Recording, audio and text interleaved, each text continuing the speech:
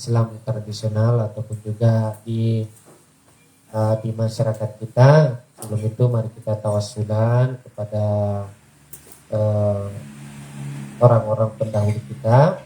Kepada yang pertama mari kita tawassulan kepada Nabiullah Muhammad sallallahu alaihi wasallam. Al-Fatihah. A'udzu billahi minasyaitonir rajim. Bismillahirrahmanirrahim. Alhamdulillahirabbil alamin arrahmanir rahim. Iyyaka na'budu wa iyyaka nasta'in ihdinas siratal mustaqim siratal ladzina an'amta 'alaihim ghairil maghdubi 'alaihim waladdallin. Kepada keluarga Nabi Muhammad sallallahu alaihi wasallam. Al-Fatihah. A'udzu billahi minasyaitonir rajim. Bismillahirrahmanirrahim. Alhamdulillahirabbil alamin arrahmanir rahim maliki yaumiddin. Iyyaka na'budu wa iyyaka nasta'in ihdinas siratal mustaqim siratal ladzina an'amta 'alaihim ghairil maghdubi 'alaihim waladdallin. Kepada seluruh sahabat Nabi yang berjuang fisabilillah bersama Nabi berjuang dalam peperangan. Al-Fatihah. A'udzu billahi minasyaitonir rajim. Bismillahirrahmanirrahim. Alhamdulillahirabbil alamin arrahmanir rahim maliki yaumiddin. Iyyaka na'budu wa iyyaka nasta'in ihdinas siratal mustaqim siratal ladzina an'amta 'alaihim ghairil maghdubi 'alaihim waladdallin. Kepada seluruh para nabi dan juga para utusan Allah Subhanahu wa taala sebelum Nabi Muhammad sallallahu alaihi wasallam. Al-Fatihah. A'udzu billahi minasyaitonir rajim. Bismillahirrahmanirrahim. Alhamdulillahirabbil alamin arrahmanir rahim maliki yaumiddin. Iyyaka na'budu wa iyyaka nasta'in ihdinas siratal mustaqim siratal ladzina an'amta 'alaihim ghairil maghdubi 'alaihim waladdallin. Kepada seluruh wali-wali Allah setelah Rasulullah dan para wali-wali Allah yang ada di Nusantara, khususnya yang ada di Bandar, dan terutama kepada Imam Beliau yaitu Muhammad Tahir lahumul Fatihah. A'udzu billahi minasyaitonir rajim. Bismillahirrahmanirrahim. Alhamdulillahirabbil alamin arrahmanir rahim maliki iyyaka na'budu wa iyyaka nasta'in ihdinas siratal mustaqim siratal ladzina an'amta 'alaihim ghairil maghdubi 'alaihim waladdallin.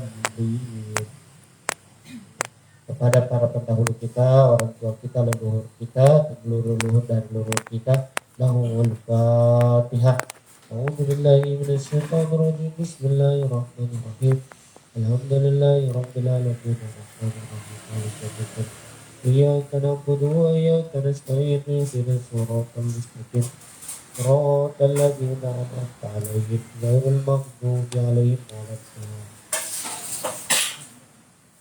Dan juga kepada seluruh orang-orang yang pernah kita zalimi, semoga Allah mengampuni dosa-dosa kita mohon maaf kepada mereka, semoga Allah memberikan keberkahan kepada mereka melalui perantara. Al-Fatihah.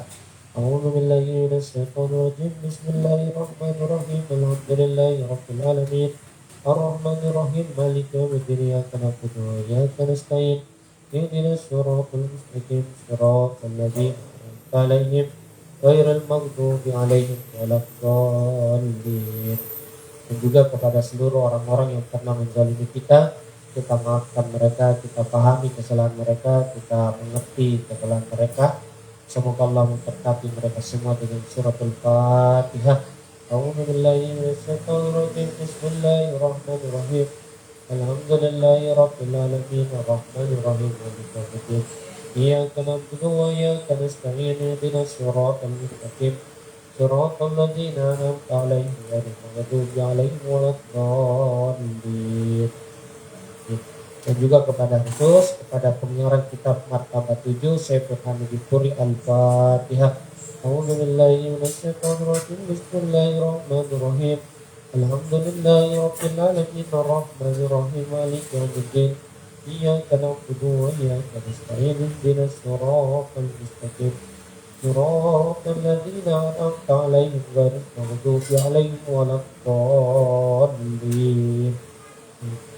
Seluruh kepada diri-diri kita semua, semoga Allah memaafkan dosa-dosa kita, mengampuni kesalahan-kesalahan kita, yang kita perbuat secara sengaja maupun tidak sengaja dalam pikiran, perasaan, hati dan juga ucapan serta perbuatan kita mohon ampun kepada Allah Subhanahu wa taala melalui perantaraan berkah Al-Fatihah.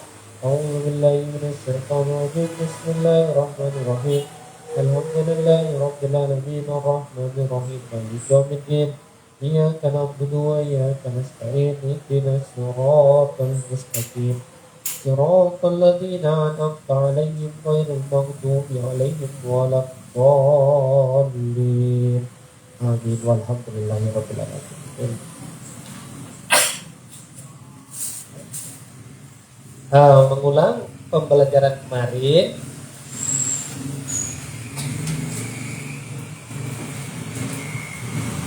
biar banyak berkahnya. Jadi biar bukan cuma Kak Sura yang baca-baca. Ayo.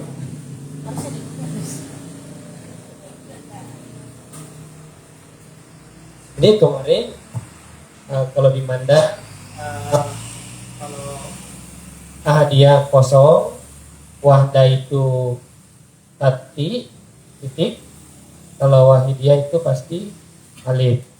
Ini di buku kitab tarekoh manapun pasti begini, bukan hanya di Mandar tapi juga di seluruh Nusantara katanya. Mari kita sudah bahas tentang ini. Saya ada teks bukis kemarin saya pasang di status, bagus ya. Dia bilang begini, bunyi puisinya tuh tentang ini, bunga-bunga, pondok salo,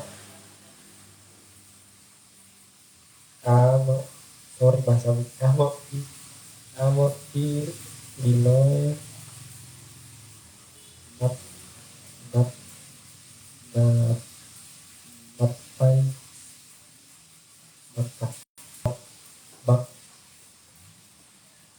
Jadi salah seorang guru tarekoh di Parepare, saya dapat kitab kebetulan muridnya dekat dengan saya, jadi saya di kitabnya. Jadi bunga-bunga di pinggiran sungai, Konro, Salo, pinggiran sungai itu, kamu artinya kiamat, linoe, kiamatlah dunia itu, napai baru, tabaka baru mekar. Cerita tentang ini. Jadi kalau dalam dunia tarekoh, jadi orang sampai martabah hadiah inilah yang disebut dengan kiamat kubro. Ketika dunia itu hancur, bukan artinya fisik ini hancur, tapi ketika orang mengalami ahadiyah yang kemarin itu, maka pada saat itu kehidupan dunia sudah hancur. Maka pada saat itu barulah bunga itu mekar. Artinya apa? Orang ketika sampai kepada kosong, artinya orang itu sudah hilang egonya. Ketika seseorang hilang ego, maka dunia itu tidak lagi sempit. Maka disebutlah di sini mekar. Karena yang membuat sempit dunia itu apa?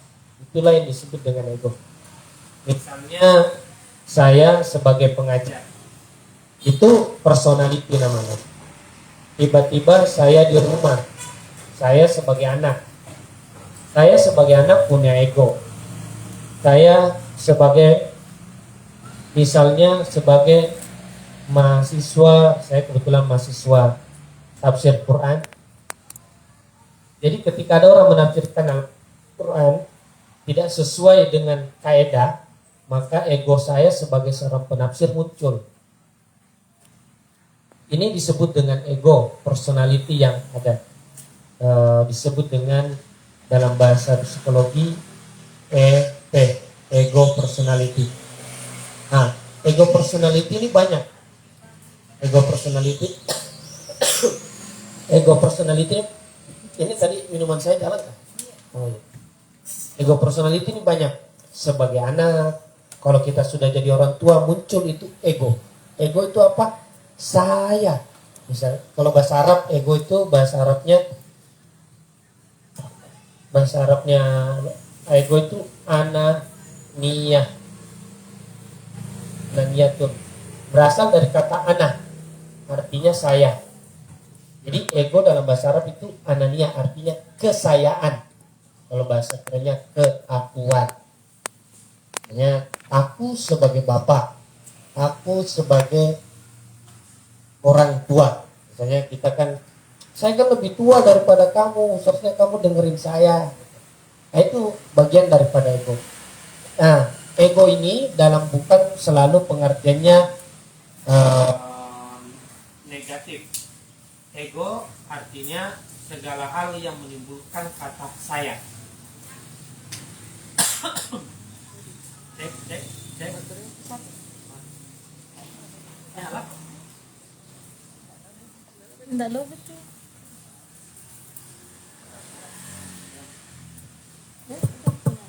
Cek. Jadi ego itu, kita hidup di dunia ini butuh ego. Karena kalau tidak ada ego susah. Minta dong barangmu, wah dikasih. Beliin kopi misalnya, dikasih gitu. Karena dia tidak punya ego. Jadi ego itu juga penting, bagian daripada pertahanan kita hidup. Jadi ego tidak selamanya bermakna sesuatu yang berorientasi negatif. Bahkan keinginan untuk bertumbuh juga didasari pada ego. Nah, ketika kita bergerak di dunia ego, tolok ukurnya itu cuma satu, maslahat. Ini kira-kira ketika saya ngambil barang orang, maslahat tidak?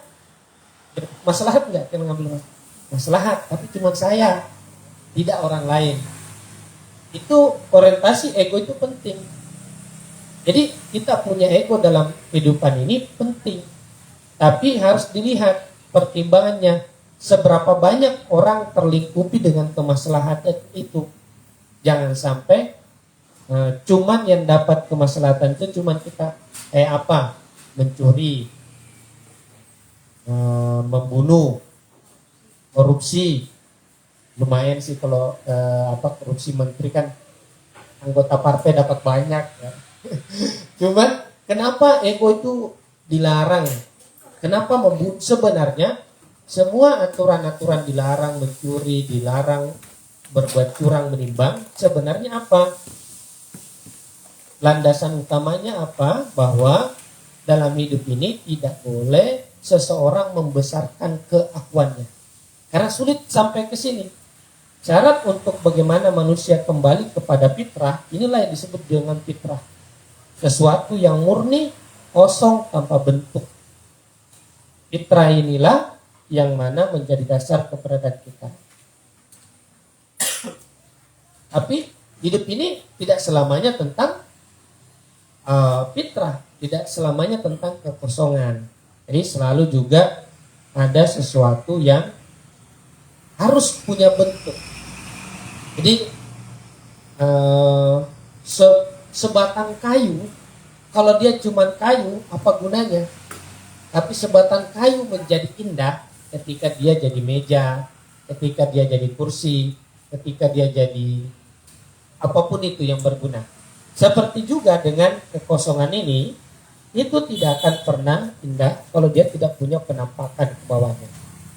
Jadi begini susunannya. Dalam kalian kita belajar dimanapun begini susunannya. Kenapa di atas ahadiyah? Artinya apa? Semakin sesuatu itu ke atas semakin dia sama, tunggal. Tapi semakin dia ke bawah semakin beraneka ragam. Jadi awal keberadaan itu seperti kayu. Kalau di Pantareka dimanapun itu contohnya kayak kain. Jadi segala keberadaan itu kain, tapi dia bisa menampil menjadi bahan dulu. Setelah jadi bahan bisa jadi baju, celana, sarung, selendang, apapun jenisnya. Itu maksudnya. Jadi contohnya pasti kalau di contoh lain itu kain putih. Sebenarnya asli kain itu bukan warna putih tapi warna apa kira-kira? Asli kain itu warna coklat-coklat berdasarkan apa? Dari apa tuh? Kalau kain itu dari apa? Dari kapas. Agak coklat-coklat begitu, nggak terlalu putih juga. Nah, dari kapas itu lahir kain, dari kain nanti lahir seperti itu. Jadi diandaikan kekosongan ini seperti kain kain kapas, lahir ini menjadi kain, lahir ini sebagai bahan, selebihnya menjadi baju kah, celana kah, dan seterusnya. Sudah mulai kemajemukan. Jadi berangkat dari situ hukum Islam itu mulai digagas. Pertama, hukum Islam berpedoman pada keadilan. Apa landasannya? Semua harus adil. Artinya semua kita ini sama. Maka semua diperlakukan sama. Jadi laki-laki dan perempuan dalam Islam tolok ukurnya hanya pada persoalan peran. Secara peran dalam biologis. Tapi sebenarnya ada rahasianya, cuman tidak enak dibicarakan. Ada rahasia kenapa perempuan di sepanjang zaman itu selalu kayaknya kastanya nomor 2. Ada rahasia. Cuma bukan di pembahasan ini. Nampaknya begitu. Ada kayak kayak gimana gitu, selalu laki-laki sebagai nabi, selalu laki-laki gitu. Kalau pikiran gini ya. Pikiran saya doang sih. Tapi gak enak nanti menyinggung. Nanti aja. Jadi ketika kita berada di sini, jisim, insan kamil ini sebenarnya ini disebut dengan para wali atau manusia sempurna. Apa disebut dengan insan kamil? Adalah manusia yang sudah memahami semua ini. Memahami semua keberadaan. Dia adalah orang yang sudah kembali, sebenarnya bukan di sini posisinya insan kamil, tapi di atas. Makanya di diagram yang saya bikin ada segitiga yang terbalik. Nah, ini segitiga yang banyak dalam pembelajaran martabat 7 seperti ini. Nah, kalau kita dulu di Nusantara, hari Minggu itu bahasa Arabnya bahasa Arab. Apa bahasa Arabnya hari Minggu? Ahad. Awal penciptaan dari kata ahad. Ini dia bicara tentang ahadiyah. Kemudian yang hari kedua Isnin. Sudah hari sini waktu. Hari ketiga Arbi'a. 4 As-Sulasa 3 tingkatan. Tingkatan keempat Arbi'a, tingkatan kelima Khamis. Namanya hari Kamis. Kemudian hari Jumat. Terakhir hari Sabtu. Makanya Tuhan itu beristirahat pada hari Sabtu di insan kamil. Inilah dalam tradisi Yahudi disebut dengan hari Sabat. Hari di mana Tuhan beristirahat. Artinya apa? Hari ketika Tuhan itu sudah sempurna penciptaan di sini. Di tahap namanya insan kamil. Di mana seluruh kesempurnaan Tuhan terkandung pada dirinya. Hanya hari Sabat, hari istirahat. Tapi datang orang Kristen, enggak, kita hari Minggu aja. Enggak hari Minggu, kita datang Islam, enggak, Jumat aja. Semuanya benar, ada ininya, ada penjelasannya. Kenapa bagi orang Kristen di Ahadiyah, di hari Ahadiyah, yaitu ketunggalan. Kalau orang Islam di hari Jumat. Kata Jumat berasal dari kata jam'u. Nah, artinya berkumpul, menyatu. Hari ketika sesuatu itu menyatu. Dia kembali sebenarnya ke hari sini. Jadi 7 martabat 7 ini selalu dikaitkan dengan 7 hari dalam kehidupan. Kalau kita kan wali pituen, kalau di apa? Di Mandar di wali pitu. Kalau di Jawa berapa? Dulu wali sanga gitu. Sebenarnya cuman sebenarnya dulu enggak enggak 9. Itu mah ditambah-tambahin gitu. Sebenarnya enggak 7 wali, tapi juga enggak 9 dan juga enggak 8, banyak sekali. Ya mau-maunya masyarakat, di mana ada apa? Di mana ada orang yang itu ya dianggap ya menguntungkan juga di apa? Tapi ya pasti punya pengaruh besar. Nah, kita sekarang sebagai fisik ini di mana posisinya? Kita berada di jisim. Kita belum sampai kepada insan kamil. Nah, kita masih di jisim. Kita punya misal kalau di misal itu adalah pikiran. Pikiran itu mengandung perasaan,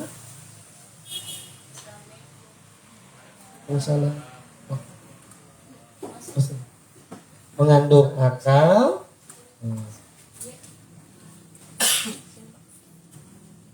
Nah, di alam misal ini disebut dengan, kalau dalam bahasa Sanskertanya disebut dengan jiva atma. Jiva atma. Ya, kalau kita menyebutnya nafs. Nafs ini banyak nanti bagian-bagiannya. Ada, kalau di Al-Quran ada 4. Nafsun, amaro, lawama, mutmainna dengan mulhama. 4 itu. Kemudian ruh. Di alam ruh ini kalau bahasa Inggrisnya divine spark atau percikan ilahi. Dia kayak percikan. Itulah yang disebut dalam ayat wa nafakhtu fihi min ruhi. Nah, di sini di alam ruh. Wa nafakhtu fihi min ruhi, dan aku tiupkan ke dalam jisim itu ruh atau divine spark atau percikan ilahi, atau nyawa, atau kalau dalam bahasa Sanskertanya disebut dengan atma. Nah, atma ini di dalam disebut sebagai atma atau jiwa individu. Ini jiwa kita sudah berindividu, artinya divine spark atau percikan ilahi itu sudah terpisah-pisah. Nah, yang ini di alam ini semua adalah ruh ilahi, keilahian atau ilahi, ketuhanan, yang mana inilah dasar daripada keberadaan kita. Jadi kita semua itu berasal daripada sini. Seluruh keberadaan itu. Nah, cuman kenapa kita tidak merasa seperti itu?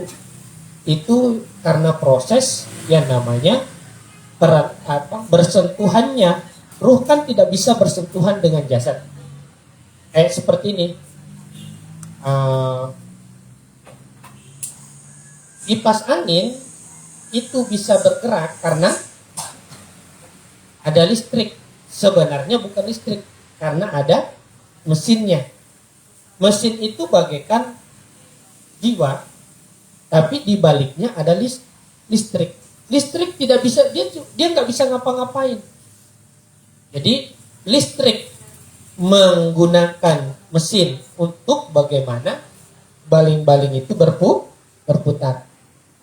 Kita punya badan, punya pikiran yang disebut dengan nafs, yang di baliknya ada ruh yang menghidupi. Nah, pikiran. Terus kita hidup di mana? Kita kebanyakan hidup sebagai nafs. Inilah yang tiap hari mengaduk-aduk. Kadang-kadang galau. Nah, kalau galau disebutlah sebagai nafsul lawamah. Kalau sedih, lawamah. Kalau down, lawamah. Kalau semangat, amarah. Nah, semangat itu juga banyak. Lawamah itu juga bagus. Misalnya lawama itu menyesal, itu bagus, menyesali. Tapi kalau sudah berlebihan menyesalnya menjadi tidak bagus. Jadi udah ini ya, udah.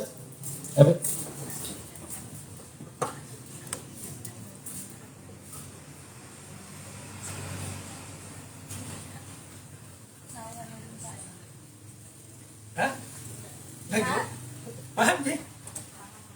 Ya, nanti mudah-mudahan rekamannya bagus. Jadi, jadi nafs diri kita atau pikiran kita itu punya 3 jenis. Walaupun dalam Al-Quran ada 4 ya. 1, 3. Pertama ada namanya lawama. Tulis bahasa Arab biar keren ya. Lawama. Kemudian ada tulis amaro.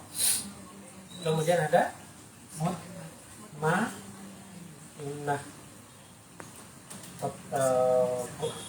ya nah. 3 ini lemah ya, saya terjemahkan ini semangat, ini tenang.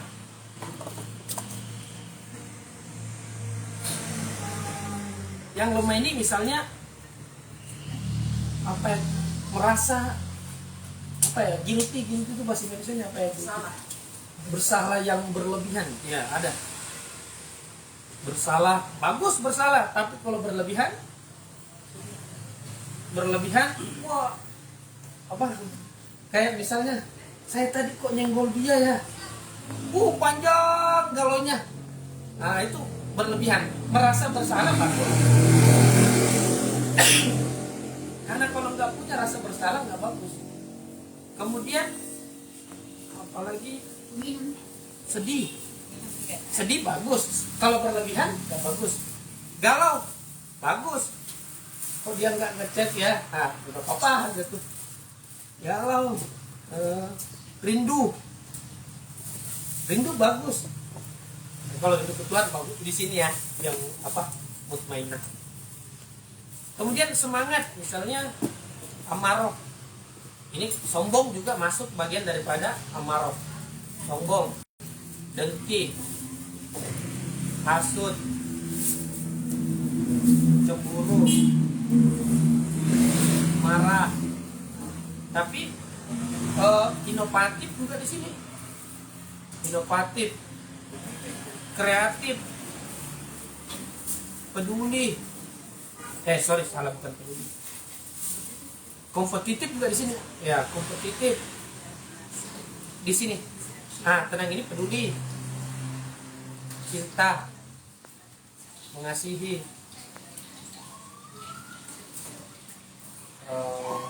Hal-hal yang tapi bukan, kalau kompetitif kan positif tapi harus mengalahkan. Nah, kalau ini apa ya? Bertransformasi. Di level misal, alam misal, biar ini di level alam misal,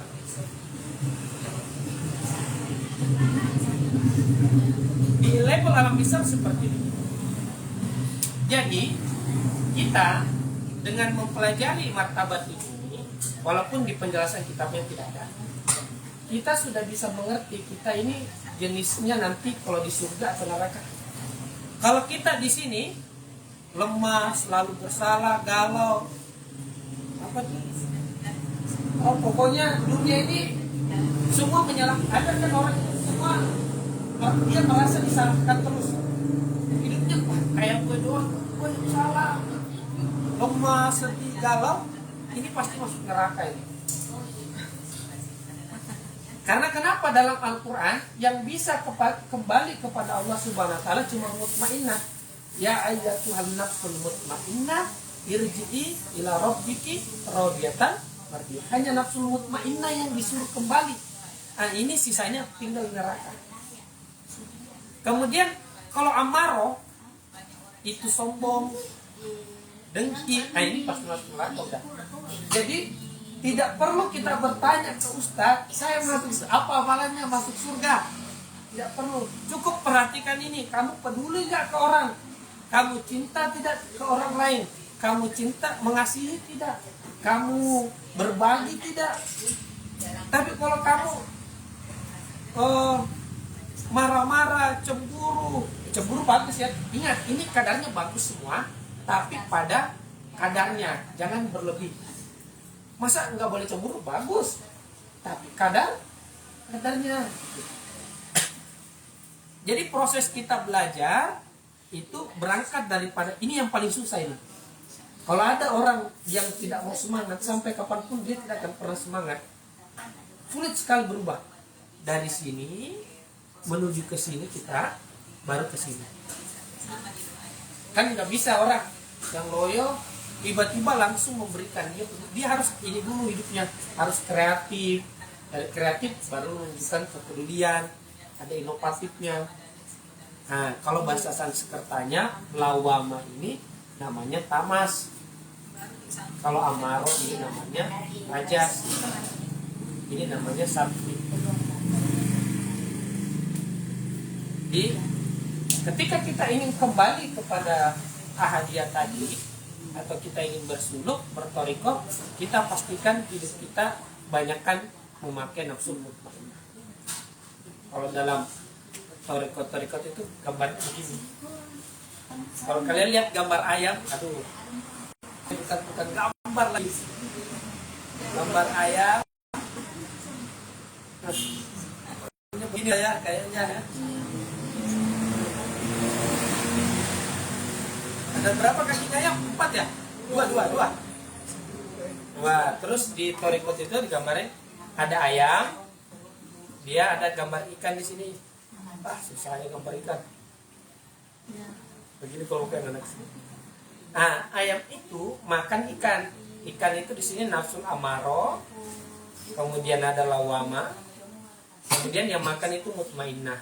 Artinya mutmainnah lah yang harus berpuasa dibandingkan lawama. Dan kalau kita selalu di nafsul lawama, ini nggak bisa ingat Allah. Gimana mau ingat Allah? Yang diingat adalah kehilangan hartanya, yang diingat sahamnya hilang, yang diingat sawitnya kebanjiran, yang diingat suaminya hilang gitu, atau istrinya pergi. Ini kalau ini berangkat dari sini baru. Kalau di sini yang selalu diingat musuhnya, yang selalu diingat tetangganya beli kulkas 2 pintu, dia masih 1 pintu. Yang diingat adalah hasil panen tetangganya. Ini yang diingat adalah siapapun yang membuat dia marah. Yang diingat adalah lawan kompetitifnya. Ketika kita bisa menanggulangi ini, baru pindah kita ke sini, baru kita mulai baru berpikir. Itu yang banyak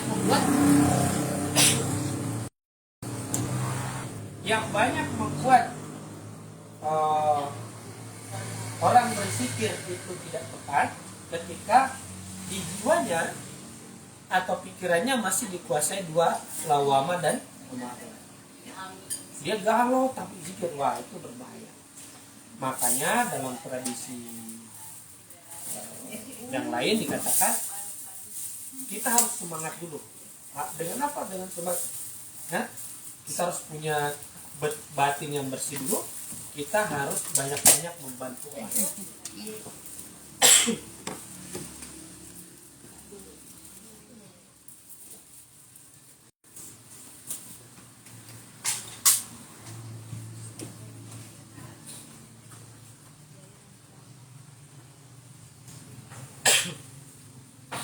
Hanya melalui dengan sattvic. Nah, kemudian agar untuk mencapai sattvic ini atau mutmainnah, maka kita harus mengikuti namanya serangkaian aturan hidup, ritual.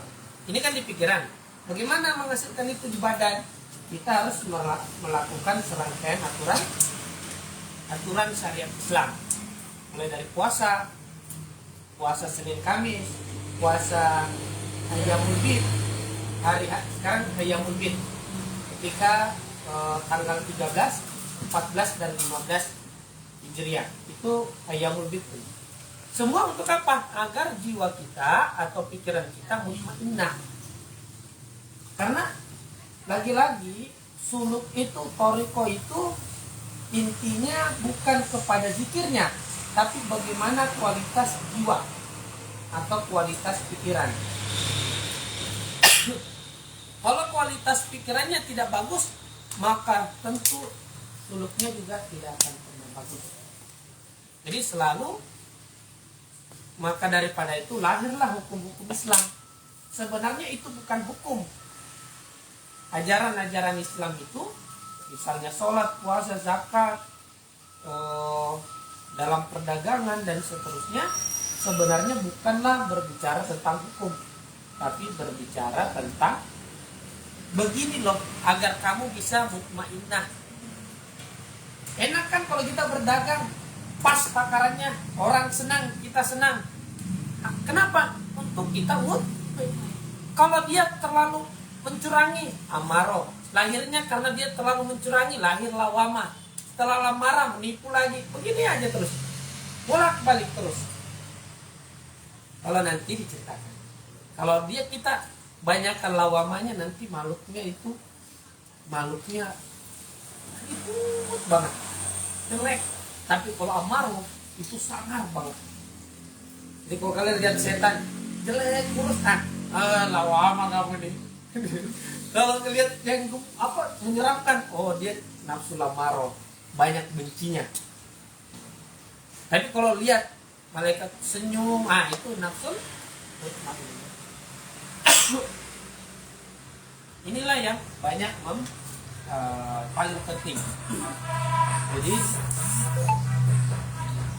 bertoriko itu ya belajar nafsu, belajar tentang diri kita sendiri. Ada tentang nafsu yang menguasai pikiran kita.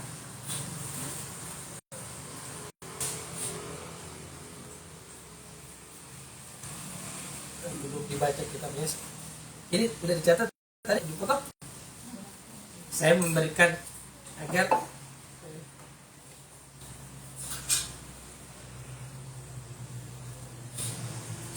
jadi alam misal ini atau pikiran ini di dalam bahasa Jawa disebut dengan istilah sukma. Nah, kalau fisik disebut dengan stula. Stula. Sukma dengan stula. Banyak. Nah, kemudian saya buat diagram begini biar kayak keren gitu. Di bawah 1, 2, 3, 4 sama alam benda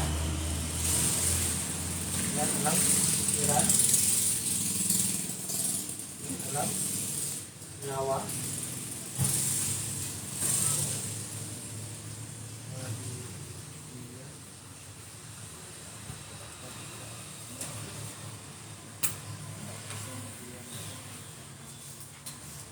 ada kan kebalik begitu.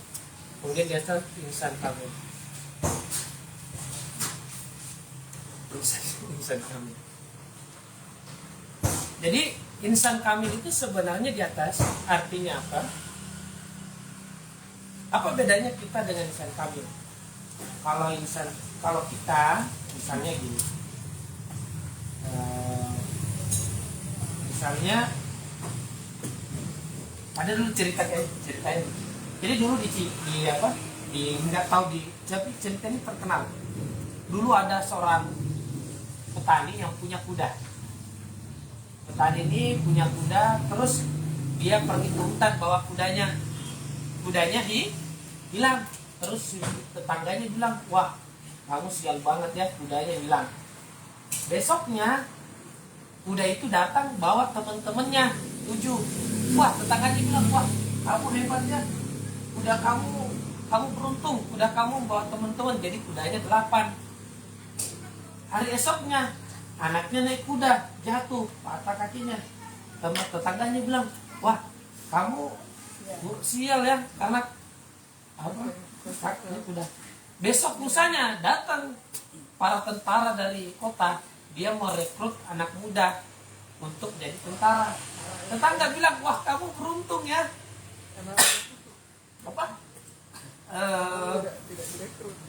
Tidak direkrut, bisa bantuin kamu kalau sembuh. Jadi apa bedanya kita sebagai manusia biasa begitu menilai yang terjadi, kenyataan yang kita lihat bahwa yang di depan kita itulah kenyataan. Itu manusia biasa. Misalnya hari ini ngelihat Bahlil gitu misalnya ya. Lihat Balil, wah korupsi berapa? Bisa, nggak tahu ya, saya nggak tahu korupsi atau tidak ya. Misalnya siapa ya? Pasti. Yang sudah terdaftar. Apa? Setio Novanto misalnya ya. Setno kan? Setio Novanto itu di korupsi segini. Kalau kita sebagai manusia biasa, ya tetap hukumi sebagai manusia biasa, jangan dipaksain gimana gitu. Ya itu masalah dan jelek banget. Tapi kalau seorang wali, dia akan marah sama orang, tapi dia tetap taruh hati yang besar dalam hatinya bahwa suatu hari orang ini akan menjadi sesuatu yang luar biasa. Sama seperti kita juga. Jadi seorang wali di depannya marah, tapi di dalamnya ada kasih sayang. Beda sama kita, pokoknya marah ya marah, benci ya benci. Beda dengan para wali. Kenapa? Karena insan kamil atau para wali melihatnya dari atas. Kalau kita di sini, kenapa diagramnya kecil di bawah? Karena sudut pandang kita kecil. Beda dengan wali, dia sudah dari atas melihat kekosongan, jadi dia mampu melihat sesuatu secara utuh. Beda kita, sulit sekali utuh. Misalnya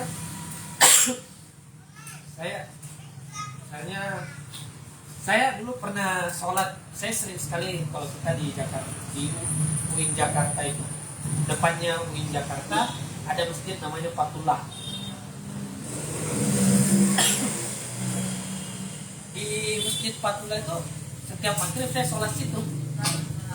Maghrib sholat. Setiap mau sholat itu saya selalu bingung, ini pengurus masjid ini tidak paham apa bahwasanya barang siapa yang mubasir itu kanu min ihwani sayatin. Orang mubasir itu adalah teman-temannya setan, saudara-saudaranya setan. Jadi saya sholat, ada selang air di lantai, mengalir terus. Ngerti? Selalu saya berkali-kali tuh sholat maghrib itu, saya gulung, simpan. Besok saya datang lagi sholat, kok begitu lagi, saya gulung, simpan. Berkali-kali, hari keempat, 4 kali. Oh, ternyata ini fungsinya adalah cuci kaki agar kan kalau orang udah bersih lantainya karena mengalir terus air. Jadi ternyata ada begitulah manusia yang tidak bukan insan kamil. Dia akan melihat sesuai dengan pengalaman serta juga pemahamannya yang sempit. Nah, wali itu dua kakinya. Satu, dia melihat dari kedalaman bahwa ini terjadi bukan karena tanpa ada sebab yang akan menyempurnakan dia. Pasti terjadi untuk bagaimana dia suatu hari menjadi sempurna. Tapi pada satu sisi dia juga harus tegas bahwa salah tetap salah. Tapi satu sisi dia punya. Jadi dia punya dua sudut pandang. Satu sudut pandang sempit bahwa sesuatu itu salah. Tapi satu sudut pandang bahwa sesuatu ini adalah proses dia sempurna. Seperti kita lihat nih. Kita waktu kecil bawa sepeda pasti jatuh. Nah, kalau jatuh secara naluri ibu dan bapak pasti tolongin. Tapi sebagai seorang yang mengerti bahwa jatuh ini memang harus proses. Begitu juga Bahlil, saudara-saudara.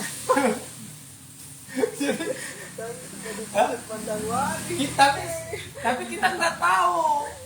Kita tidak boleh pakai mata wali dalam bermasyarakat.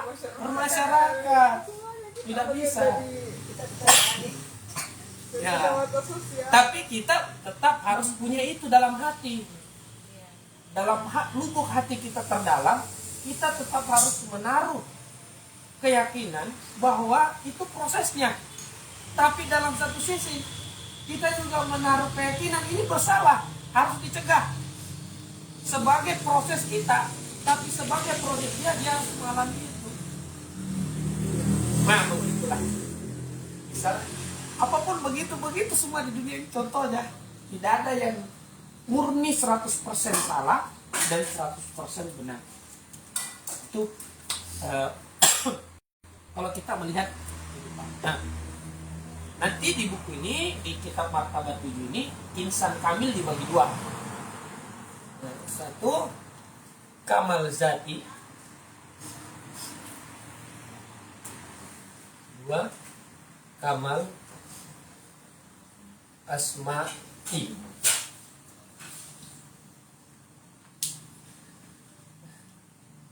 Kamal, ya dicatat-catat dulu.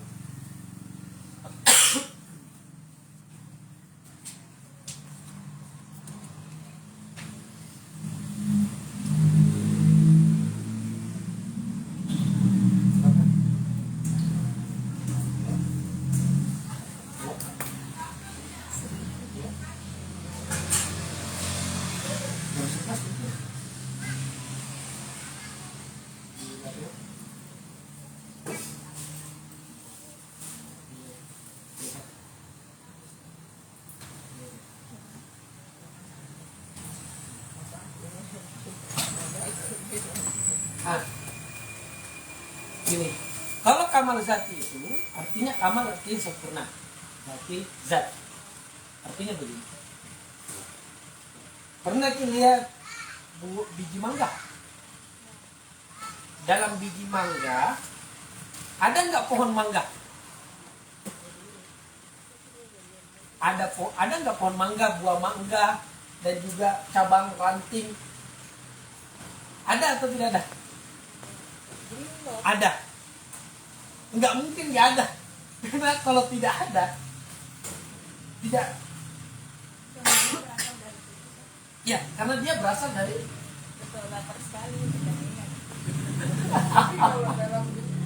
Jadi kamal zat itu adalah manusia. Ini namanya tahap. Saya nggak tahu ya kalau saya membahasakan aja ya. Ini tahapnya wali. Ini tahapnya mursyid. Wali adalah dia melihat segala sesuatu itu satu. Jadi itu artinya begini. Wali melihat di dalam buah biji mangga ada pohon mangga, ada buah mangga, ada ranting mangga, kulit mangga, ada batang mangga. Bahwa wali itu melihat bahwa di dalam dirinya yang terdalam segala sesuatu ada. Sedangkan kamal asma'i bahwa seseorang itu melihat di dalam pohon mangga, ranting mangga, buah mangga, ada biji mangga. Jadi dia sudah melihat ini banyak nih, tapi intinya biji mangga. Kalau kita lihat biji mangga, kita lihat di dalamnya ada pohon, ada apa namanya? Ada ranting. Sedangkan kamal asma'i dia sudah lihat nih. Nah beda, ini biasanya tahap wali. Gitu. Ini yang banyak di Mandar dan di Indonesia. Ini biasa disebut wali majzub. Nah, pokoknya dia sudah sulit kontrol. Ini tenggelam dalam zat. Dia tenggelam dalam, biasa para sufi mengibaratkannya dengan mabuk. Mabuk cinta. Kalau kita dengarkan lagunya tuh Debus ya, buang anggur, mabuk lagi, maksudnya di sini. Artinya seseorang itu melihat ketunggalan di mana-mana. Jadi dia melihat semua satu. Ini disebut dengan makom parwani. Para mursyid thariqah tidak bisa, orang yang sudah tenggelam dalam zat Tuhan atau sampai kepada yang disebut ahadiyah, yaitu kosong begini, itu belum bisa menjadi pembimbing. Tapi tidak bisa membimbing kalau tidak pernah melewati. Dia harus melewati kekosongan baru sampai sini, namanya kosalama. Tapi dapat malah menjadi musuh. Karena dia belum kembali melihat kemajemukan. Dia harus melihat kemajemukan tapi sembari sadar bahwa ini satu. Itu maksudnya tadi dia lihat pohon mangga, batang mangga, ranting mangga, daun mangga, dan buah mangga. Di dalamnya itu sebenarnya adalah biji. Jadi mursyid toriko dia harus sampai kepada kekosongan, lalu kembali melihat keanekaragaman sembari mengingat bahwa di dalamnya ada kosong. Kosong adalah isi, isi adalah isi ya. Kata isi diganti sebenarnya rupa. Kosong adalah rupa, rupa adalah kosong. Ketika orang mengatakan rupa adalah kosong ini, tapi kalau kosong adalah rupa ini. Jadi dia apa tadi? Kosong adalah ada bukan isi ya, nggak tepat sih, nggak tepat. Rupa, bentuk. Rupa adalah kosong. Nah ini yang kedua. Kosong adalah rupa yang zati. Yang kedua adalah ini asma. Ini asma lebih tinggi karena dia sudah melihat penampakan Tuhan, asma Tuhan. Tapi dia sadar bahwa yang beraneka ragam ini satu. Seperti dia sudah lihat pohon mangga, batang mangga, oh dia tahu ini asalnya adalah biji mangga. Berarti mursyidnya wali mursyid. Iya, harus setiap mursyid harus wali. Nggak boleh mursyid nggak wali. Makanya kalau ada mursyid sini, cuma wali pasti. Kalau memang, wah, nggak boleh. Kalau mursyid nggak wali, gimana mau jadi mursyid? Apa yang mau dimursyidin? Mau kemana? Mau dibawa kemana? Lanjutan dari khalifah sebelumnya kan secara struktural ada yang kalau khalifah cuman pengganti, dia harus jadi mursyid dulu. Kan khalifah, saya mursyid, saya jadi khalifah ini, dia cuman mentalkin, membimbing, baiat. Tapi semua ya instruksi saya, ilmunya dari saya. Dia tidak bisa berpendapat, tetap pendapatnya saya, itu khalifah. jadi konflik torikoh di Sulban kan ada yang ketika mursyidnya meninggal terus Ya. Ya apa ya, kita tahu siapa yang gitu. tidak bisa ditahtakan itu karena dia perjalanan spiritual. Kalau dia mengkomplikkan tahta mursyid berarti belum sampai. Enggak bakalan sampai. Saya nggak menyebut siapapun ya. Karena orang di situ tidak bakalan mau. Jangan saya. Mursyid itu kan ini kita bahas. Kalau ini yang hakikatnya, kalau yang itu organisasinya. Jamaahnya. Ya, sah-sah saja. Jadi mursyid jamaah. Bukan mursyid batin. Ya kalau mengklaim mursyid batin ya boleh-boleh saja. Yang penting bisa nggak bawa ke sini. Jadi kalau ada mursyid, bisa nggak bawa ke sini? Kalau nggak bisa,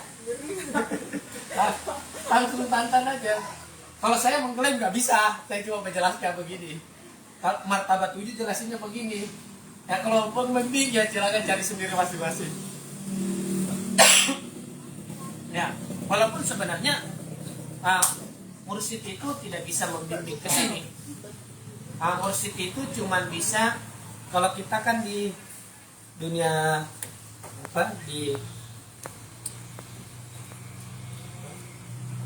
ini paling sering kita dapat ada syariat, ada hakikat, baru bukan bisa ini yang banyak disalahpahami nggak tahu disalahpahami bukan bisa. Apa artinya makrifat? Nah yang itulah yang kosong. Ini yang disebut makrifat. Artinya orang sudah sampai ke kosongan itu disebut makrifat. Artinya apa itu kekosongan? Ketika kita melihat semuanya ini satu, tidak ada bentuk, tidak ada rupa. Ini disebut makrifat. Inilah yang disebut dengan mengenal diri yang kosong ini. Ini juga disebut dengan mengenal Allah, mengenal. Ini juga disebut dengan tauhid. Tauhid. Kalau dalam tarekat, tauhid itu bukan usaha rasional. Begini-begini kan itu kalam. Kalau tauhid dalam dunia tarekat artinya pengalaman, mengalami. Ini disebut dengan ma'rifatun nafs, mengenal Allah, tauhid. Nah, kalau hakikat ini kita sudah sampai misalnya dalam pengalaman rohani. Pengalaman rohani banyak. Kalau tarikat, apa itu tarikat? Metode, zikir, apalagi istighfar, salawat. Nah, metodenya banyak. Tergantung mau ikut tarikat mana. Zikirnya 222, 777, 1234, nah, atau 12.345.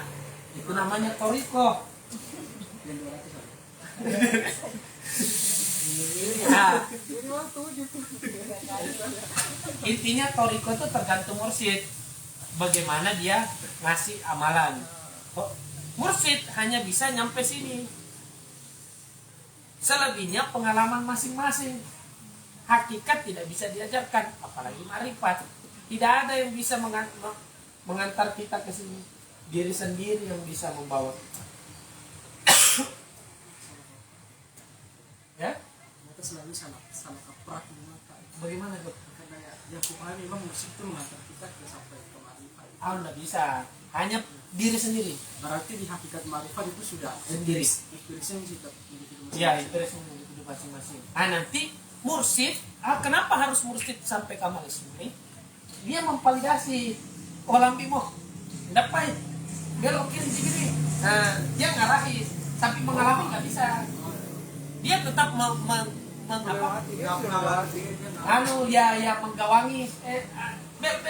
Gitu. Misalnya, apa mau lihat tadi malam?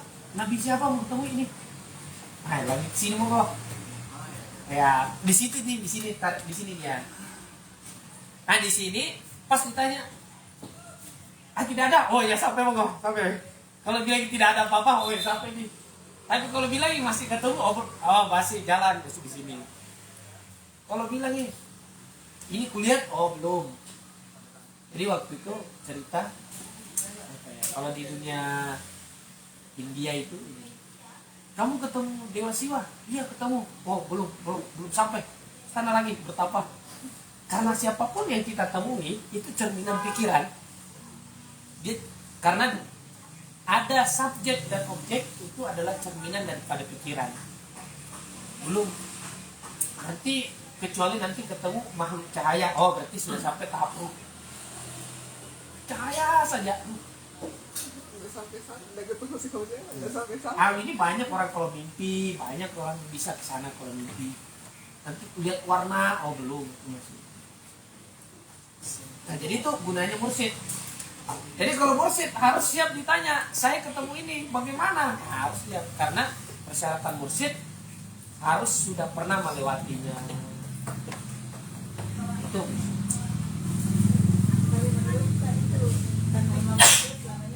Menurut saya ya, nggak diketahui sebagai musik. Menurut saya nggak ada sih tarikatnya. Nggak perlu memang tarikat sebenarnya. Nggak perlu. Tarikat dalam pengertian qadiriyah, nggak perlu. Karena mursyid dan kenapa dulu ada lahir dulu tidak ada namanya tarikat itu. Orang belakangan bilang bagus ya ini satu grup gitu nih. Qadiriyah artinya begitu. Jadi sebenarnya tarekat itu amalan ruhani antara guru dan murid. Tidak ada dulu jenisnya. Dulu tidak punya jenis. Belakangan ini. Makanya guru saya di Mandar ini, dia bingung juga. Saya nggak tahu jenisnya apa. Dia tidak punya jenis. Nah, itu tarekat yang dulu begini tidak punya lembaga. Kalau sekarang kan penting banget gitu. Wah ini gitu dapatnya. Apa itu istilahnya di buku yang tarikat apa tarikat sir gitu ya. Iya, itu dapatnya apa? Hanya orang terdekatnya yang biasa dikasih. Biasa begitu karena tidak ada anaknya yang dapat. Ya kasih ke orang apa? Biasanya kalau begitu nanti yang punya lagi inspirasi begitu cucu atau cucunya lagi.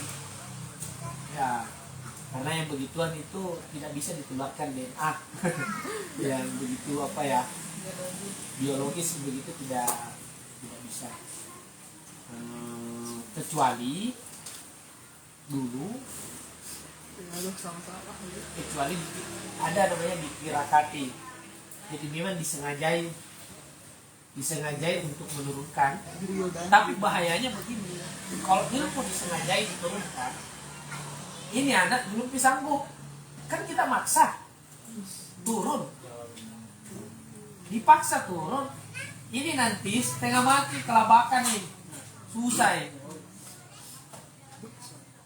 Nah, paksa sekali turun kelabakan. Jadi ada banyak begitu terjadi.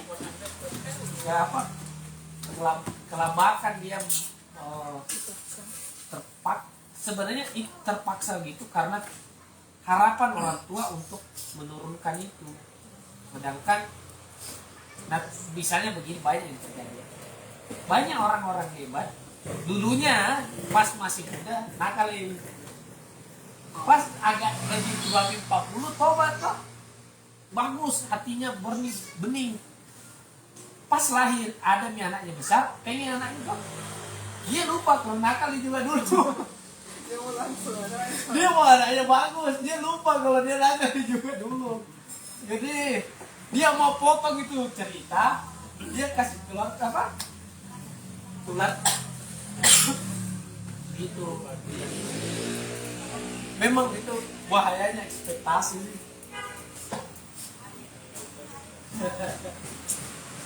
Tapi intinya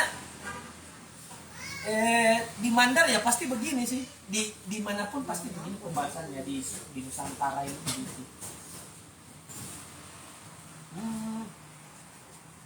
Ya. Oke, kita baca teksnya.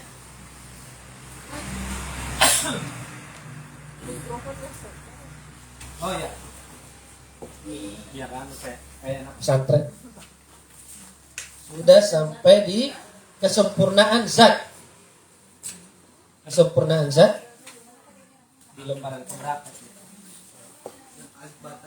Ya.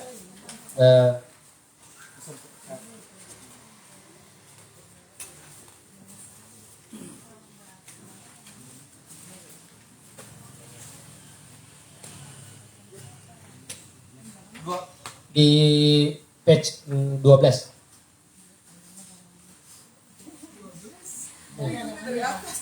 Ya dari lembaran ini sampul kesempurnaan zat. Beda ya, beda sorry. Iya betul itu ya betul. Kesempurnaan zat. Ini kan setelah kita selesai pembahasan martabat 7 tentang. Jadi nanti kalau kita dimanapun, torikoh manapun, pembicaraan torikoh manapun, agar tidak pusing-pusing lagi, kita cukup diam. Jadi waktu saya ketemu guru saya di Mandar ini, saya banyak diam karena saya sudah paham ini. Saya tinggal memahami kata-katanya. Oh dia jelasin ini. Oh dia jelasin ini. Oh dia jelasin ini. Jadi saya mudah memahami rangkaian alur pembahasan karena pembahasan utamanya saya sudah mengerti. Nah, jadi kita baca di kesempurnaan zat. Ada istilah namanya, cuma istilah ini sudah tidak ada di Mandar pasti karena ulama guru-guru kita toriko di Mandar ini sudah jarang yang bisa berbahasa Arab. Tapi kalau kemurnian hati sih jago orang-orang yang hebat semua secara batin. Dan ini kenapa saya baca teks ini? Karena kita ingin kembali kepada teks pemahaman awal. Bagaimana guru-guru kita dan juga orang tua kita dulu belajar toriko itu bagaimana. Nah, dari teks ini. Cuman sudah tidak berbahasa Arab kalau sudah sampai di Mandarin ini. Dari Pak Busong ini tuh kalau pembahasannya apa? Nah, ada kemarin yang bilang begini sama saya. Kita kan sering membaca Bismillah. Bismillah. Bismillah. Terus dia orang toriko di Pambusan selalu bilang begini. Dari kemana alifnya? Nah, Bismillah itu terdiri dari kata ba dengan ismi. Itu aslinya Bismillah itu ba dengan ismi. Cuman dihilangkan nih alifnya menjadilah bismi. Itu aslinya alifnya hilang. Nilai 4 mereka di pembusuan lambainna yang na alifna. Padahal dengan martabat 7 ini kita bisa jawab. Ini sudah jelas. Maksudnya alif ini adalah simbol daripada zat Tuhan. Alif hilang karena kenapa bismi alif di sini hilang? Karena ketika sudah nama Tuhan, segala ini nama Tuhan Ar-Rahman, Ar-Rahim, Al-Malik, Al-Qudus, semua ini kehidupan nama Tuhan. Maka pada saat itu alif simbol daripada zat menjadi hilang. Makanya dikasih begini bacanya. Jadi nanti tipat mereka dimanapun itu. Kenapa alif di bismi hilang? Ya jelas hilang. Karena zat tidak akan muncul ketika sudah ada nama. Zat tidak akan pernah kita lihat ketika sudah yang kita lihat adalah bentuk. Misalnya begini. Kita lihat meja. Yang kita lihat meja. Kita lupa kayunya. Itu kayu adalah zatnya. Yang kita lihat mejanya. Jadi bismi, nama, kan sudah menjadi nama. Artinya zatnya sudah tidak kita lihat. Tapi ketika kita lihat kayunya, yang kita pahami adalah kayunya, maka kita kembali kepada zat. Jadi kalau di tarekat itu bukan hanya zat Tuhan itu digambarkan dengan kosong, tapi kadang-kadang alif juga. Jadi kadang-kadang itu dia bikin riwah. Jadi biar saya memberitahu, jadi kadang-kadang alif itu dalam dunia tarekat simbolnya zat. Alif, lam, mim. Alif adalah zat, lam adalah ilmu Tuhan, mim adalah Nabi Muhammad. Alif adalah Allah, lam adalah Jibril, mim adalah Muhammad. Alif, lam, mim. Jadi itu selalu dalam dunia tarekat juga alif adalah simbol daripada zat. Dan juga kosong ini. Tapi ini hanya ada di martabat 7. Ini lebih bagus ini perumpamannya. Nah, ada kitab yang menarik. Sebenarnya kitab itu berasal dari Abdul Karim Al-Jilli. Dia tulis tentang rahasia tafsir basmalah.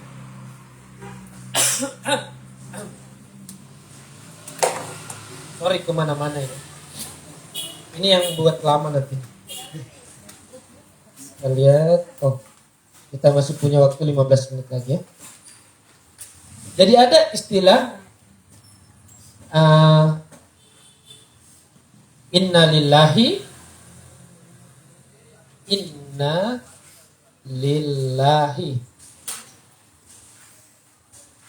wa inna ilaihi raji'un. Enggak berarti ya. Raji'un. Jadi inna lillahi itu dari kosong. ilaihi rojiun itu dari alam jisim, benda. Ilaihi rojiun, kembali ke sini.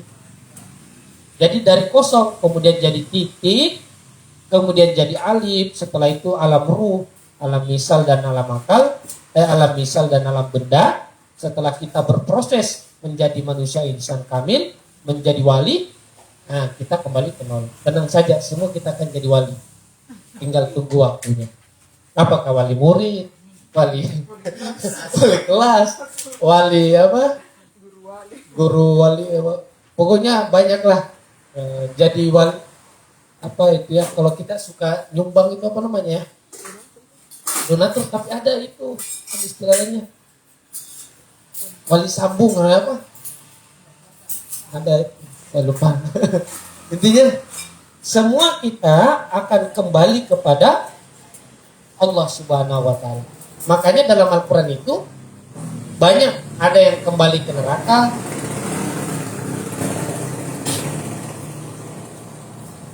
ada yang kembali ke surga, dan seterusnya. Tapi kita kalau di Thariqah kembalinya itu hanya kepada Allah. Dan itu prosesnya lama. Karena kalau kita terjebak pada nafsul lawama atau amarah itu sulit. Oke. Nah, kita turun dari kekosongan menuju alam benda disebut dengan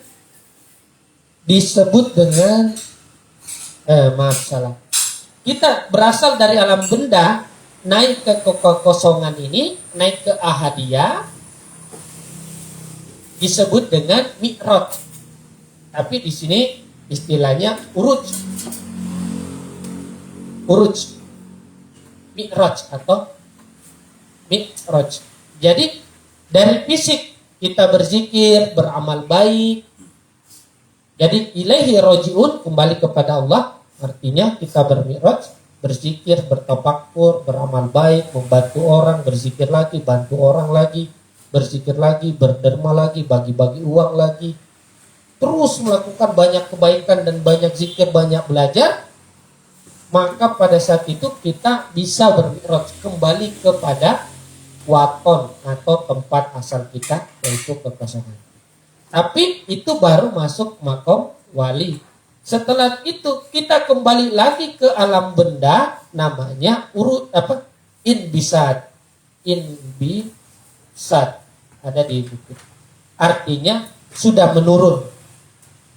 Ada diagram itu naik dan turun itu. Ada uruj dan ada inbisat. Nah, inbisat ini tahap menjadi mursyid, menjadi pembimbing.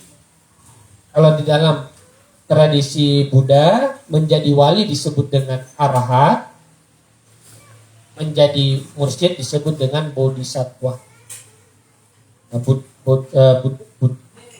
Bodhisattva. Bodhi artinya pencerahan, satwa artinya makhluk.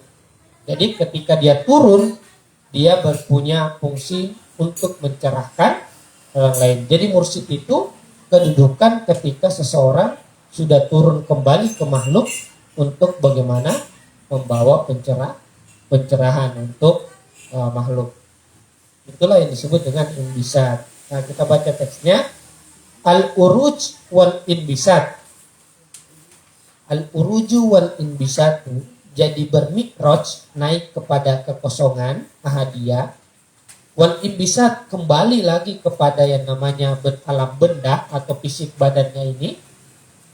Alal wajhil akmal, dalam bentuk yang sangat sempurna. Jadi ada orang bermikraj kembali lagi ke makhluk, itu dalam bentuk paling sempurna. Karena nabiyina sallallahu alaihi wasallam, itulah makhluk yang paling sempurna terjadi pada Nabi kita.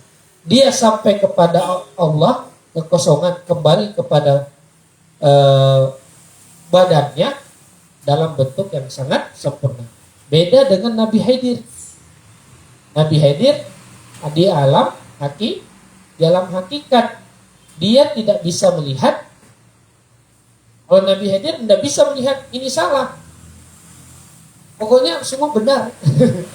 Karena memang pada akhirnya secara hakikatnya semuanya tepat. Kalau di dunia ini ada warning global warming, ada ini, semua itu tepat. Tidak ada yang salah dalam ciptaan, semua tepat bagi mata hakikat. Tapi hidup ini tidak bisa begitu. Jadi Nabi Musa alaihissalam diajarkan untuk melihat hakikat. Ya, apa itu? Dari apa melihat hakikat? Melihat segala sesuatu dari kacamata Tuhan. Bahwa yang terjadi hari ini sudah tepat sasaran. Itu susahnya itu menjadi wali.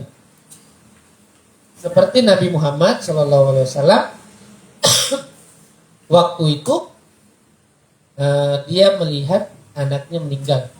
Siapa anaknya? Ibrahim. Pada kedalaman hatinya tepat, tapi di luarnya harus menangis. Gimana kira-kira? Di dalam dia bilang cocok kau rasa. Di luar, masya Allah, astagfirullah.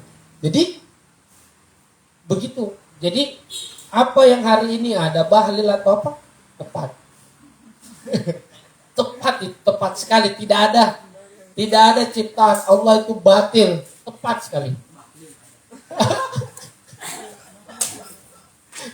Kalau Nabi siapa? Nabi Hadir datang. Cocok koras sama Hadir.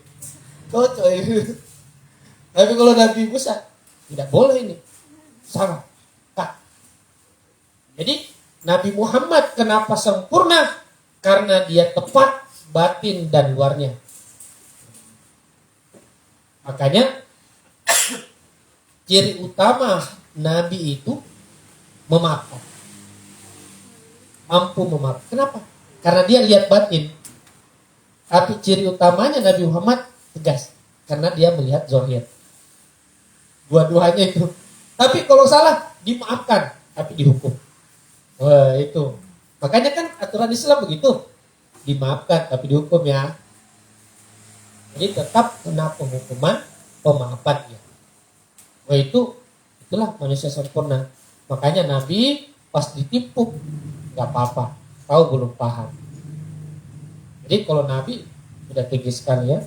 Itulah kalau nanti kita baca-baca hadis, kita akan mengerti sekali kenapa sosok Nabi itu, Nabi Muhammad SAW begitu sempurna. Ya, sabar. 10 menit lagi ya.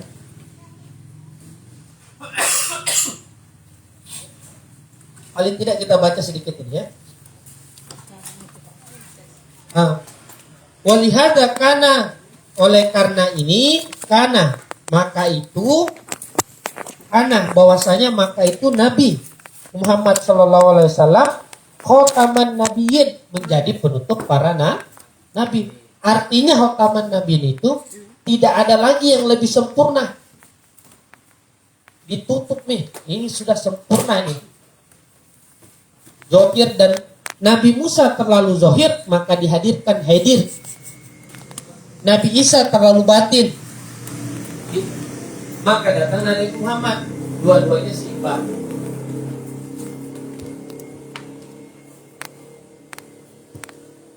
Wa anna asma'al martabatil uluhiyah. Jadi martabat uluhiyah itu artinya hadiah, kosong, hati dengan alif, itu martabat uluhiyah.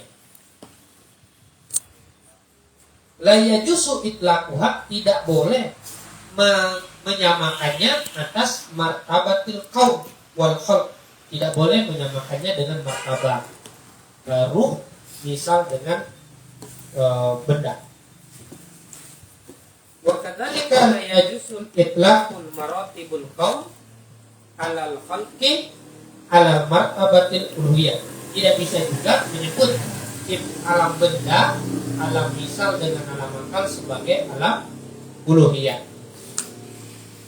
Wa lamu anna dzalika anna lidzalika wujudi kamalaini. Ketahuilah bahwasanya wujud itu, keberadaan itu memiliki dua kesempurnaan. Satu kamal zati, wasani huma kamal asma'i. Jadi sudah tadi kita bahas ada kamal zati, kamal asma'i. Wa ammal kamal zati, adapun kamal zati fahuwa ibaratun an. Jadi kamal zati itu adalah zuhuruhu, Allah menampil ala nafsihi pada dirinya, ala nafsihi pada dirinya, binafsihi dengan dirinya, binafsihi pada dirinya, dinafsihi untuk dirinya.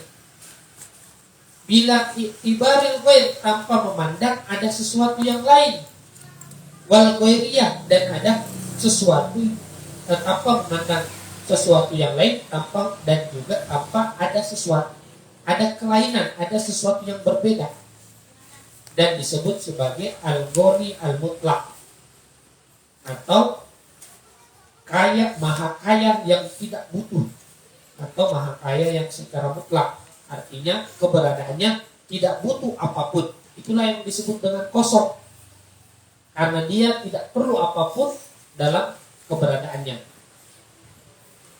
Walihadal kamal zati, itulah yang disebut dengan kamal zati. Nah, kamal zati ini bisa kita dapat seperti dalam gambar itu, berasal dari sa, ba, sa, ta, ba, alif, kemudian titik. Artinya semua sa, ta, ba, alif ini sebenarnya adalah titik. Nah, ketika sudah sampai kepada titik, dalam titik itu tidak butuh apapun. Inilah yang disebut dengan kamal zat. Kalau seseorang di dalam kamal zat itu, maka orang sudah tidak butuh apapun. Makanya kalau orang sampai di sini, ini disebut dengan makom panah. Kalau orang sampai sini, sudah tidak akan pernah lagi butuh makan, tidak butuh tidur, tidak butuh apa-apa. Ini yang disebut dengan gonil mutlak, atau maha kaya secara mutlak. Makanya kalau orang sampai sini biasa sudah tidak bisa membedakan laki-laki perempuan. Kalau kita kan masih beda nih laki-laki perempuan. Kalau di sini feminisme hancur. Dan sudah tidak ada lagi laki-laki dan perempuan, karena laki-laki dan perempuan itu kan mata fisik, sedangkan mata psikologi kan masih ada peran emosional. Tapi kalau mata sudah goni mutlak sampai makom kosong tadi di panah, dalam kondisi panah, maka di situ tidak ada lagi apa-apa, orang-orang opo-opo. Jadi sehingga orang di sini, kalau orang biasanya di sini dikatakan, kalau di tarekat Mandar itu dia cerita bahaya dan molika ini. Kenapa? Karena dia sudah tidak memiliki ketertarikan pada dunia. Jadi di sini dia sulit untuk menjadi seorang pengurus RT. Jangankan RT dipikir, dirinya aja nggak dipikir, gimana mau dia memikirin dunia? Ini maksudnya goni mutlak. Artinya dengan dirinya sendiri dia sudah menjadi cukup. Orang sudah mencapai kekosongan goni mutlak. Itu baru urus. Dia harus bisa turun. Jadi dia sudah mulai punya kesadaran pada fisik. Nah, sedikit lagi, satu paragraf lagi. Wa makna gonil mutlak, maksud daripada goni mutlak atau maha kaya secara mutlak adalah musyahadatun fi nafsihi, menyaksikan pada dirinya, diri Allah Subhanahu wa taala, jami'ah syu'un, menyaksikan seluruh kondisi-kondisi, wa iktibarat ilahiyah, sisi-sisi ilahiyah, al-kainah yang ada, ma'ahkamiha bersama dengan hukum-hukumnya, walawazimah dan kelaziman-kelaziman, wa muqtadayatiha dan keniscayaan, ala wajhil kullin jumali, dalam bentuk yang universal. Li indirojil kulli fi butuni zat, karena di dalam sini terkandung segala sesuatu secara universal. Tadi contohnya adalah di dalam biji terkandung segala sesuatu. Di dalamnya ada batang, ada akar, ada ranting, ada cabang dan seterusnya. Itu dimaksud dengan dalam biji. Hal tersebut terjadi karena segala sesuatu tercakup di dalam batin zat dan ketunggalannya. Seperti kaindiroji, seperti ketercakupan naklah, pohon kurma, pinmuati, di dalam bijinya. Wajamiil akdad, dan seluruh angka-angka itu sama seperti angka-angka berada di dalam angka satu. Karena angka 2 adalah kumpulan dari 1 tambah 1. 3 adalah 1 tambah 1 tambah 1. Inna masumiyat mutlakon, inna masumiyat goniyal mutlakon. Kenapa disebut dengan goni mutlak? Li'annahu ta'ala bihadiyat musyahadah, karena Allah subhanahu wa ta'ala dengan penyaksian ini mustaqonin an zuhuril alam, tidak butuh daripada munculnya alam, ala wajhil tafsil, dalam bentuk yang rinci. Jadi di dalam biji segala sesuatu terkandung. Allah tidak butuh untuk dia menampil.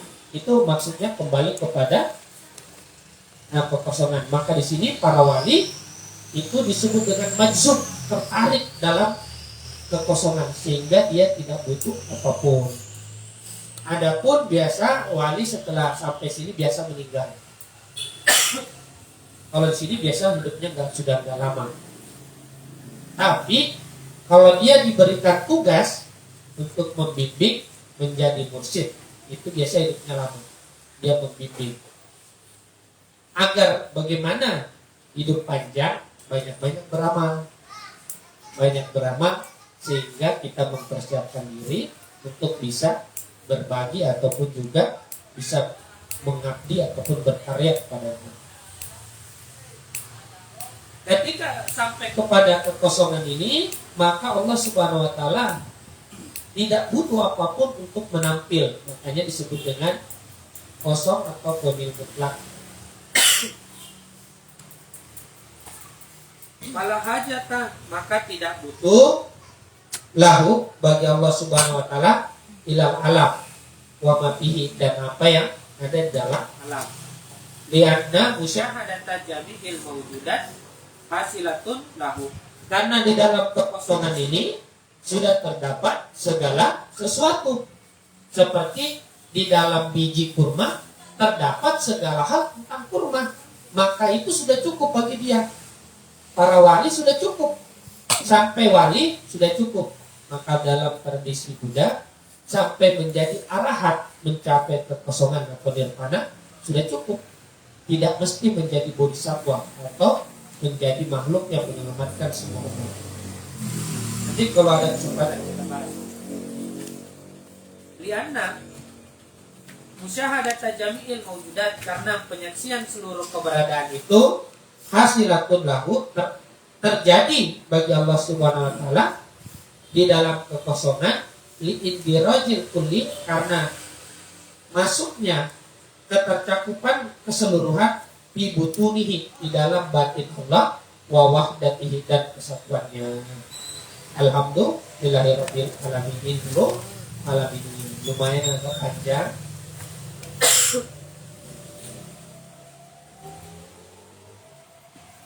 Alhamdulillah malam ini cukup dulu. Lumayan panjang yang kita bahas, semoga memberikan manfaat. Kita tutup dengan kita mengirimkan suratul Fatihah kepada seluruh umat manusia dan seluruh makhluk, dan terutama kepada orang-orang yang sakit. Kepada kita kirimkan berkah yang kita pelajari malam ini kepada orang-orang yang sakit, orang-orang yang berada dalam kesulitan finansial, orang-orang yang berada dalam kesulitan hidupnya, orang-orang yang dalam bencana, dan orang-orang yang sedang berada dalam keresahan. Semoga diberikan kelapangan dan diberikan jalan keluar, dan juga kepada makhluk-makhluk yang masih tersesat di muka bumi ini, ataupun juga makhluk-makhluk rendah di alam rendah. Semoga Allah Subhanahu wa taala mengangkat mereka semua.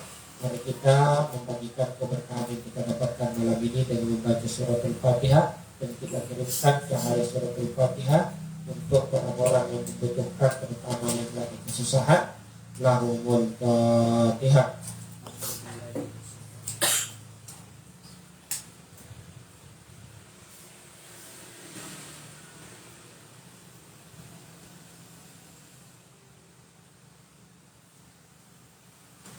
Alhamdulillah ya.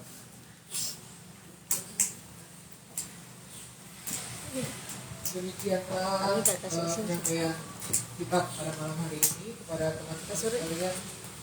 Jika ada yang ingin ditanyakan, didiskusikan atau mau diceritakan, kami beri kesempatan. Iya, iya. Paham kandang ya Kak Adi. Optim banget nih. Oke.